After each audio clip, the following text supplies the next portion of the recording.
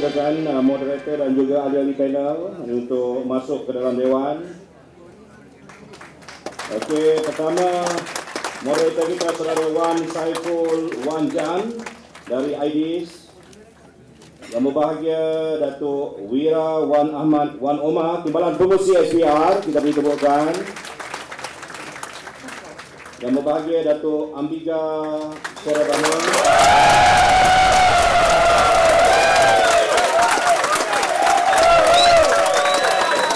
Tuan-tuan dan puan, saya dah beri amaran, ya. Saya haraplah supaya suasana tenang. Okey. Kalau nak girik pada saya. Sebab saya jauh lebih handsome. Kalau saya kecil hati kan, saya terus tak jadi majlis ni. Beri tepukan untuk saya. Dan seorang lagi nampak, Profesor Datuk Dr. Samsul Amri Barudin. Ini bekas anak murid dekat UKM tak tepuk lebih kan. Ijazah yang you all dapat ni tak berkat lagi. Okay. Seperti yang saya jelaskan tadi, saya harap suasana tenang. Saya harap anda sebagai warga Malaysia yang bertamadun dapat mengawal diri anda. Kan? Kalau nak jerit pekik, pada hari Khamis ini Malaysia menentang Singapura. Itu penting. Dan kita ada panel khas kita pada bersama-sama petang ini. Diperkenalkan Dr. Wong Chin Huat, Dr. Wong Chin Huat, dan juga Datuk Saifuddin Abdullah. Ramai peminat Datuk Saifuddin ni punya. Ramai peminat. Orang handsome biasa.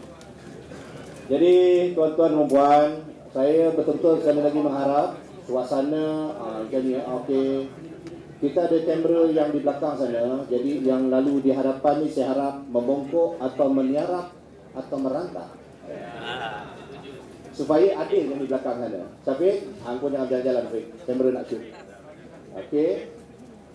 Jadi kita mulakan majlis ini mendapat keberkatan Allah dengan sama-sama membacakan umul kitab Al-Fatihah.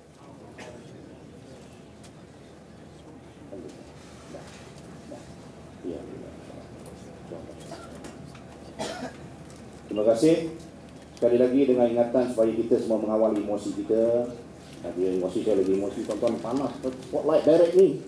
Tuan-tuan okey juga. Jadi saya tidak membuang masa. Saya dengan rendah dan lemah hati serta lembut hati mempersilakan moderator kita yang berbahagia saudara Wan Saiful Wan Jan. Silakan. Terima kasih Saudara Putih. Sound okey kan? Okey. Terima kasih Saudara Putih Majlis yang amat dihormati, Datuk-Datuk, Datin-Datin, tuan-tuan, puan-puan yang dihormati sekalian. Terima kasih banyak-banyak kepada pihak Sinar Harian atas kepercayaan yang diberi kepada saya dan untuk menjadi pengacara pada hari ini. Just for your information, kita akan cuba bagi sebanyak mungkin ruang untuk diadakan perbincangan di antara panelis dan juga peserta kita hari ini dengan tuan-tuan dan puan-puan. Tapi di tingkat awal bagi izinkan saya untuk explain sedikit bagaimana format majlis yang kita akan adakan pada hari ini. Setiap pembentang di peringkat pertama, in the first round, sebelum itu saya patut explain that we will do the conversation that we're having today both in Malay and in English. Setiap pembentang akan ada lebih kurang 5 minit untuk memulakan bicara pada petang ini. Kita akan mulakan dengan Profesor Datuk Dr. Samsul Amri Baharudin, kemudian Datuk Amriga dan kemudian Datuk Wan. Selepas itu, di antara panelis dan saya akan utarakan beberapa persoalan yang mungkin timbul daripada pembentangan yang dilakukan. Dan kemudian kita akan buka untuk sesi soal jawab. Dan kita akan ada, kalau boleh kita akan cuba untuk adakan 2 bahagian dalam perbincangan kita hari ini. Jadi kita tengoklah macam mana flow discussionnya. Dan kepada panelis awal-awal lagi saya dah sebut tadi waktu kita jumpa sebelum majlis, I have already apologized to you because I'm really going to press on certain issues, and I hope you don't take that as rudeness lah. So if there are things that I feel has not been answered satisfactorily, I will push on until you answer the question properly. And if you exceed your time, I will cut you off as well. Okay? Saya rasa saya tak nak buang masa banyak-banyak. Kita mulakan perbincangan kita hari ini mungkin dengan Profesor Syamsul Hamdi for about 5 minutes, please. Terima kasih kawan. Assalamualaikum. Salam sejahtera kepada rekan-rekan semua. Saya ingin mengingatkan bahawa saya rasa tak ramai yang hadir pada hari kemerdekaan 31 Ogos 57 di mana saya nak tengok berapa orang kat tangan tu kan. Sebabnya rasa saya ketika itu kita ada curfew pukul 6 petang sampai 6 pagi curfew. Siang merdeka. Jadi in my opinion, we may have independence, but we have no freedom. So we have independence, but we have no freedom. So that is the basis for understanding what is happening today. We are struggling from then on to find a space to create this freedom that was never with us because we were in emergency, we were in the Cold War. And I think in many ways, we are still struggling to get out of that. And I think one of the biggest efforts done so far, even though you see the 8 versus demand, 4 of them is not about electoral rule at all. 4 of them, the last 4 is actually about the social system. The social system yang masih kita rasakan terkongkong dan juga tidak memberikan kita kebebasan. Dan saya rasa itu dia isu pokok yang masih kita belum selesaikan. Pada ketika itu dan juga pada tahun 1974 bila ada demonstrasi mahasiswa, itu soalnya kemiskinan. Menarik pada saya kerana ketika itu isu pilihan raya dan sebagainya tak timbul, tapi yang timbul ketika itu adalah isu bahasa dan juga isu kemiskinan di Bali 1974. Jadi apa yang dapat saya ringkaskan dan saya simpulkan daripada keadaan selama lebih kurang 40 tahun ini ialah kita masih lagi we are still struggling trying to find a space for the freedom that we need. And this expression, adakah ruang itu makin sempit atau makin luas? Pada perasaan saya, banyakkan ruang ini bukan hanya sempit tapi fragmented. Jadi ini adanya media baru membuka satu ruang baru untuk kemungkinan kebebasan itu disalurkan ataupun diartikulasikan. Jadi pada pandangan saya, apa yang berlaku pada 9 Julai dan selepas ini adalah masih lagi akan berterusan untuk mencari kebebasan itu.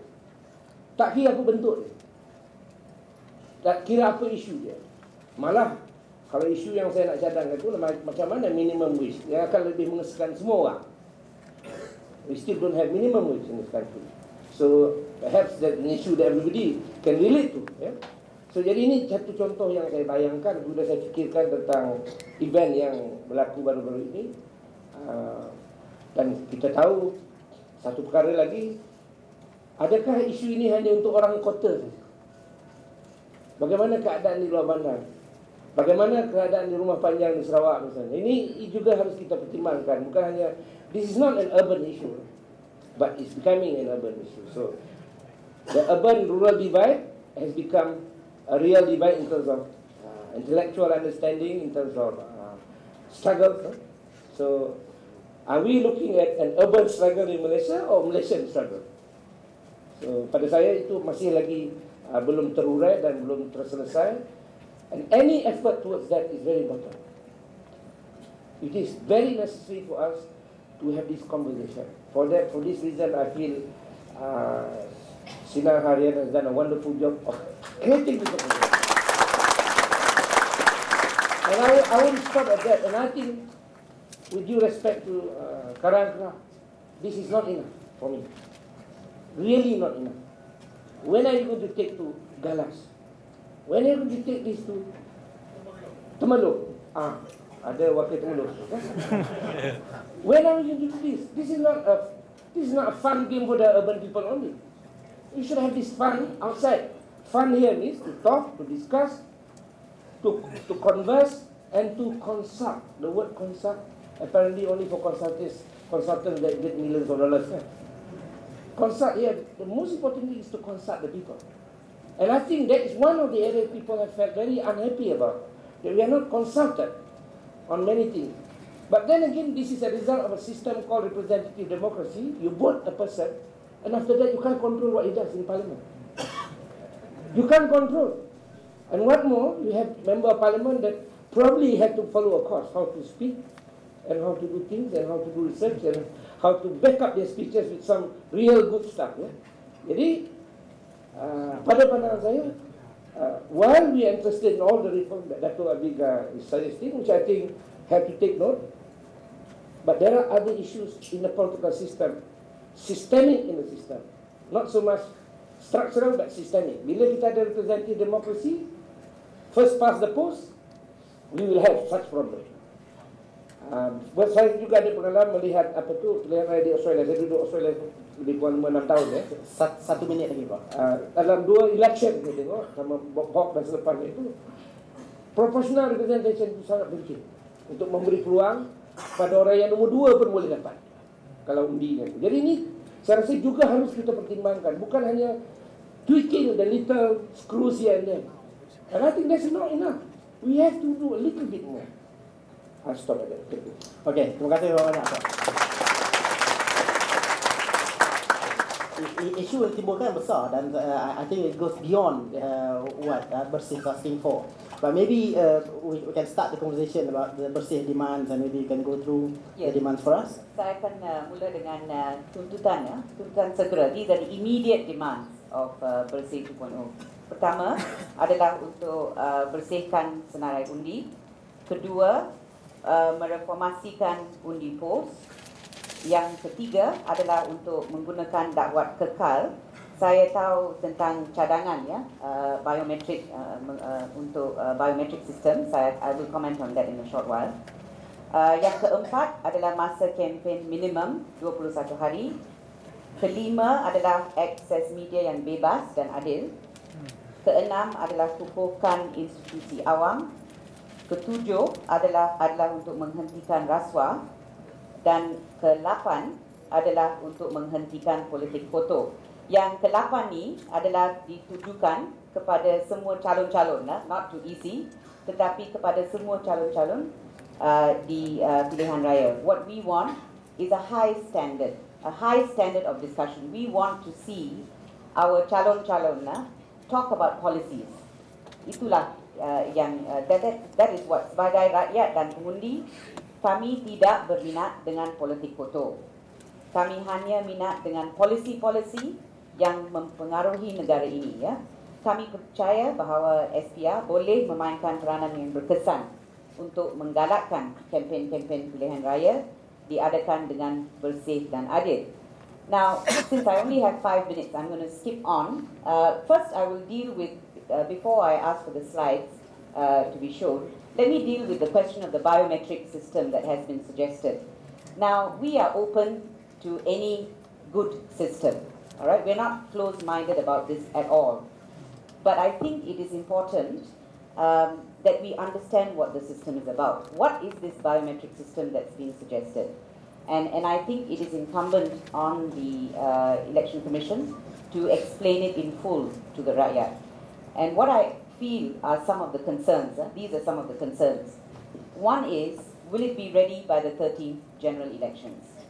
Can we implement the biometric system by the 13th general elections? I suspect if it is soon, the 13th general elections, it cannot be.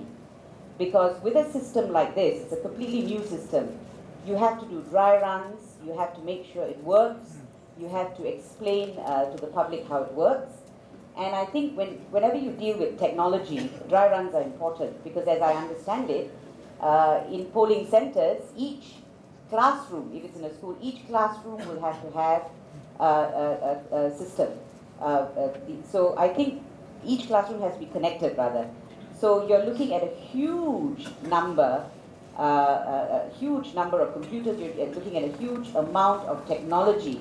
And what I'm given to understand, I'm not an expert, but I'm given to understand that these things have a way of crashing because it's all happening at the same time. They have to be highly, highly sophisticated, the system. So, as I say, we are open-minded, but we would like to know more. Now, the other thing about the biometric system is you have to rely on the data that is already there. This is the data in the IC department, the National Registration Department.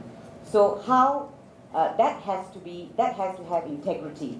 The data in the NRD has to be one of integrity. That's the other issue that we have to deal with. Now, of course, it must be tamper-proof.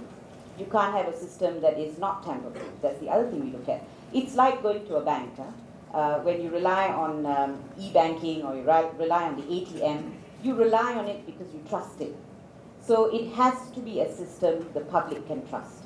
And I think that's what that is an issue, I'm afraid, because I think people are concerned, what is this biometric system about? Which is why communication with the public is important. And of course, you have to be absolutely transparent in the way in which you get, the tender must be open on this biometric system if it's going to be implemented. Every bit of it has to be transparent.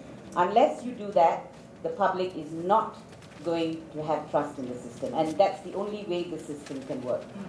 Now, the other thing is, I am going to go into the issue of, can I have the slide, please? But you only have 1.5 minutes left. All right, then I will have to, perhaps, all right, let me just do this. Can we move to the next one?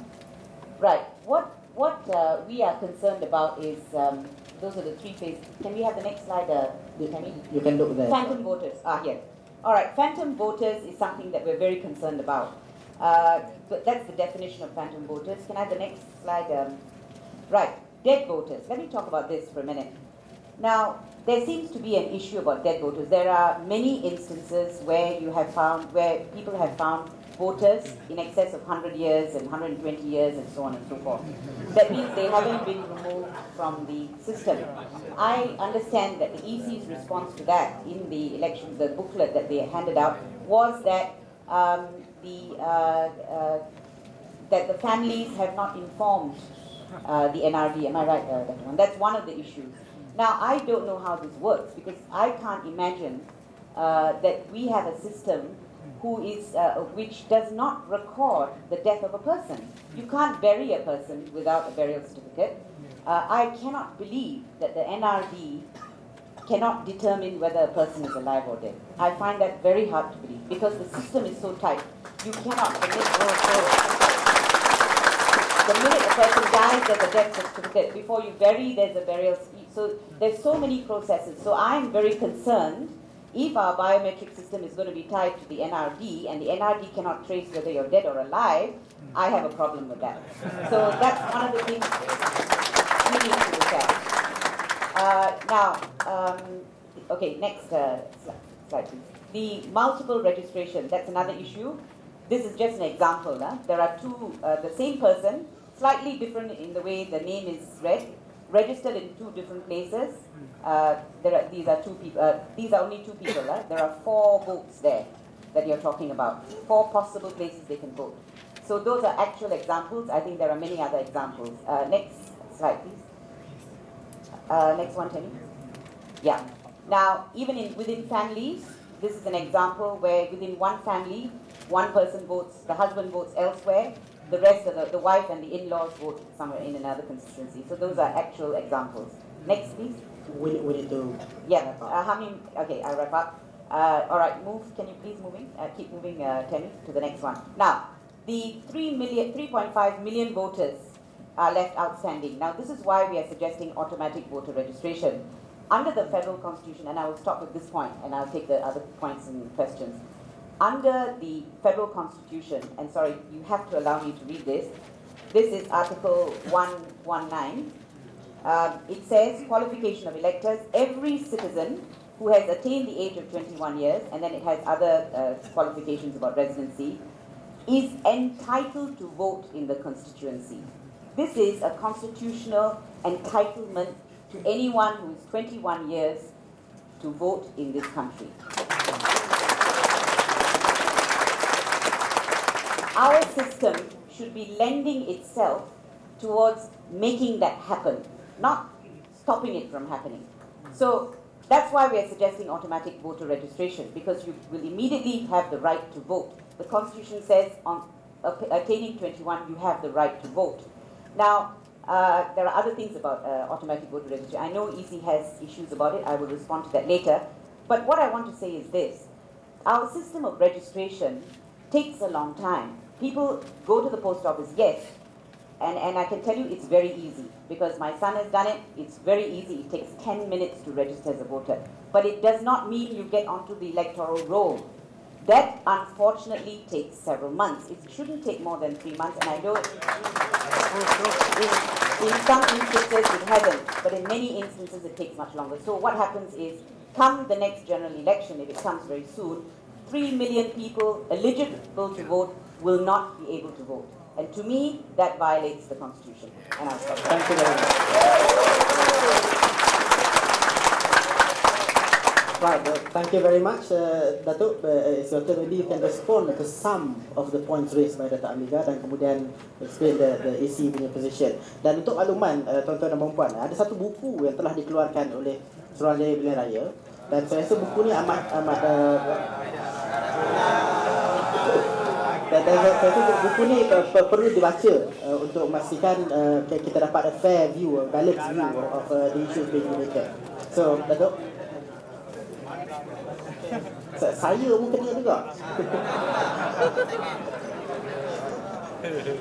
Dengar ya? Bismillahirrahmanirrahim. Assalamualaikum warahmatullahi wabarakatuh. Salam sejahtera. Terima kasih kepada pihak Sinar ya. Tapi sebelum tu yang berbahagia itu Datuk, distinguished ahli panel and ladies and gentlemen ya. When SPR received the invitation by Sinar Harian to attend this panel, we had in mind that we have nothing to hide. We are going to face the people, and we are going to explain what we have done, what we cannot done, and what we plan to do. Okay. So, in fact, I met Datuk Amiga several times. I met Professor Wong, and I've been talking the same things actually. And for today, I would like to start with my opening remarks like this. Election Commission ditubuhkan di bawah perlembagaan sebagai sebuah badan mengurus pilihan raya.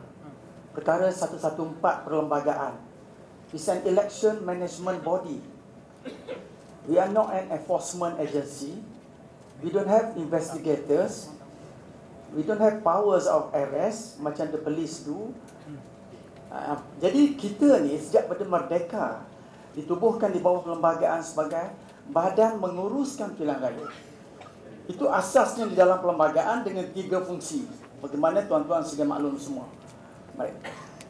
Lanjutan daripada perlembagaan, maka melalui proses parlimen keluar beberapa undang-undang untuk menguruskan pilihan raya. Pertama, the Conduct of Election Regulation. Ini satu. Melalui undang-undang ni semua urusan pilihan raya dilaksanakan. Lepas itu Registration of Electors 2002. Melalui peraturan ini semua urusan pendaftaran pemilih, penyemakan daftar pemilih dilaksanakan. Lepas itu dikawal oleh Akta Kesalahan Pilihan Raya 1954. Inilah akta yang mengawal petugas-petugas SPR, mengawal calon, mengawal aktiviti-aktiviti berhubung kait dengan urusan pilihan raya.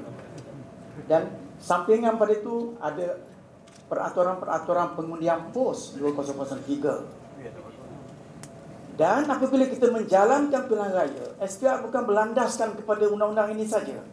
SPR disokong oleh beberapa akta-akta lain yang dikuatkuasakan di negara ini. Pertama, akta polis, akta hasutan, akta mesin cetak, akta rahsia rasmi. Inilah akta-akta tambahan yang telah dikuatkuasakan oleh agensi-agensi lain, bukan SPR. Jadi, apabila pilihan raya, urusan pilihan raya dilaksanakan di negara kita, bukan saja urusan pilihan raya itu dikawal oleh undang-undang SPR, tetapi juga oleh undang-undang lain. Yang ini rakyat perlu faham. Janganlah semata-mata masuk put in the basket and blame SPR totally. Ini satu perkara yang kita sebagai rakyat, kita kena faham perkara ini. Sebab kita selalunya dipengaruhi dengan perasaan benci dan marah, emosi dan sebagainya. Kedua ya, SPR apabila kita menjalankan pilihan raya, kita tidak lari pada peraturan ini. Kerana pilihan raya itu akan dicabar jika SPR tidak melaksanakan mengikut undang-undang. Sebab itulah di bawah Perlembagaan Perkara 119, maka adanya kuasa rakyat melalui petisyen pilihan raya.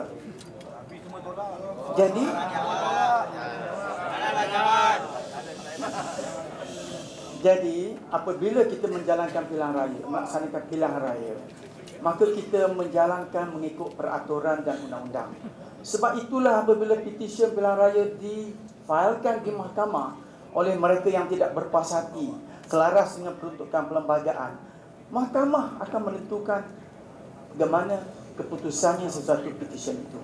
Dan kadang-kadang SPR sendiri dipanggil sebagai responden untuk menjawab apa yang dipersetilkan, apa yang dibantahkan oleh mereka yang membantah dalam pengurusan pilihan raya.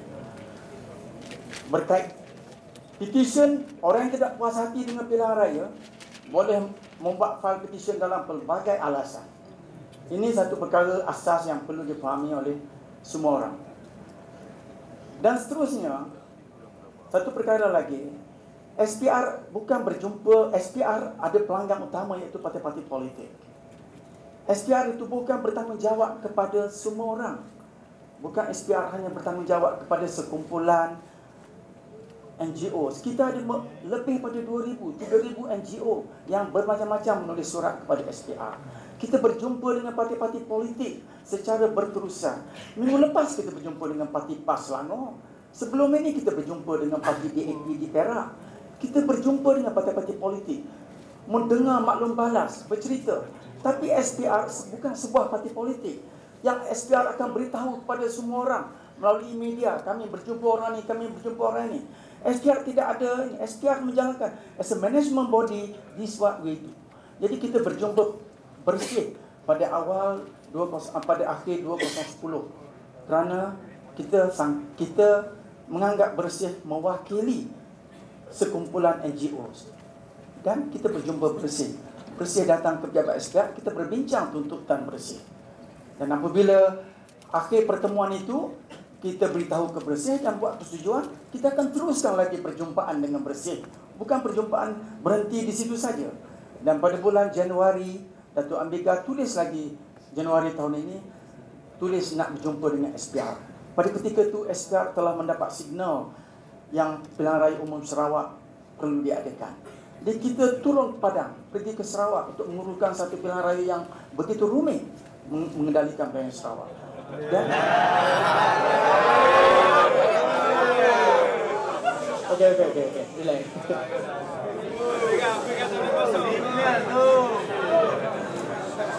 Saya minta kalau boleh audiens tolong bagi peluang kepada Datuk untuk explain. Sebab kalau tidak tak ada faedah kita ada sesi hari ini ya. So okey.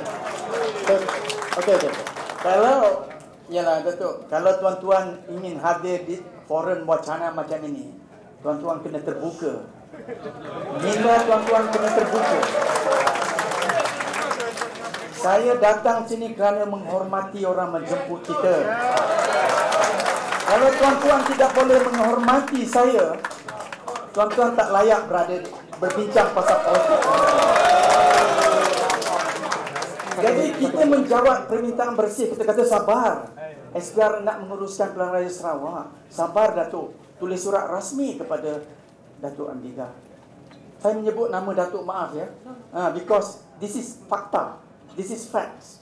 Jadi tapi mungkin kita tidak tahu perasaan bersih pada ketika itu. Maka bersih tak tahan sabar. Dia kata kalau tak jumpa sekarang, we go to the street. Jadi lepas itu kita dah habis buat Pilihan Raya Sarawak. Dia tak mahu lagi.